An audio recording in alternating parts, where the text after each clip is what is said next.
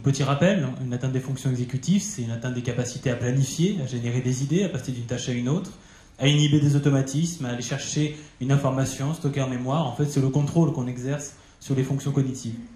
Les troubles cognitifs qui sont associés à la myophasciite à macrophage sont très hétérogènes, avec une variabilité interindividuelle importante. Toutefois, 4 types de profils ont pu être établis avec un point en commun, des déficits en attention sélective visuelle.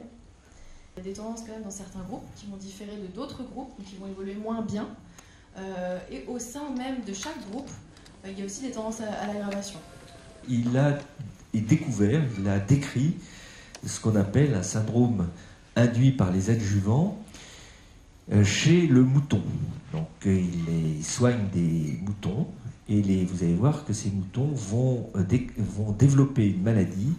qui s'est avérée être liée à l'utilisation de vaccins luminiques, et il a, avec une rigueur scientifique tout à fait remarquable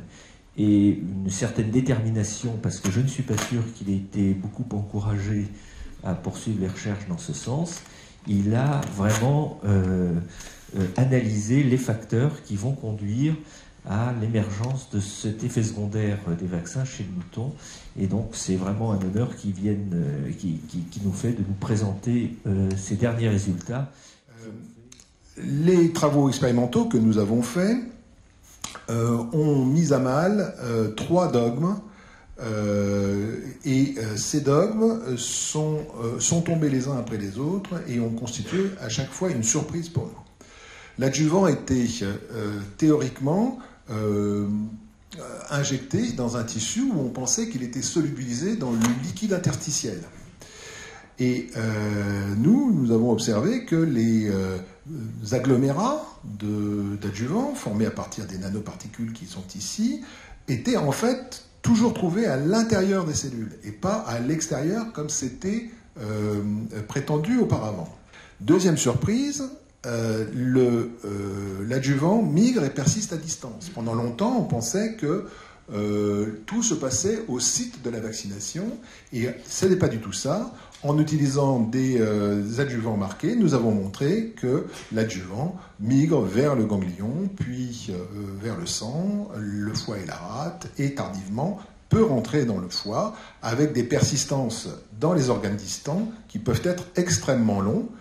comme ici au niveau du ganglion, 9 mois après une injection, et avec, dans le cerveau, la possibilité de rentrer même au niveau des neurones.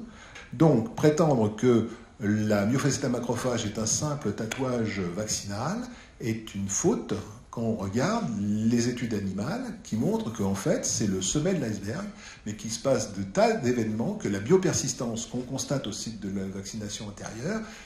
existe dans les mêmes proportions dans des sites distants, notamment les sites indésirables que sont les organes lymphoïdes et le système nerveux central. Et puis la troisième surprise, qui était celle qu'a montré Guillemette Crépeau très récemment dans Toxicologie, est que le dogme « la dose fait le poison » ne s'applique pas aux adjuvants aluminiques, puisqu'il ne s'agit probablement pas d'une toxicité chimique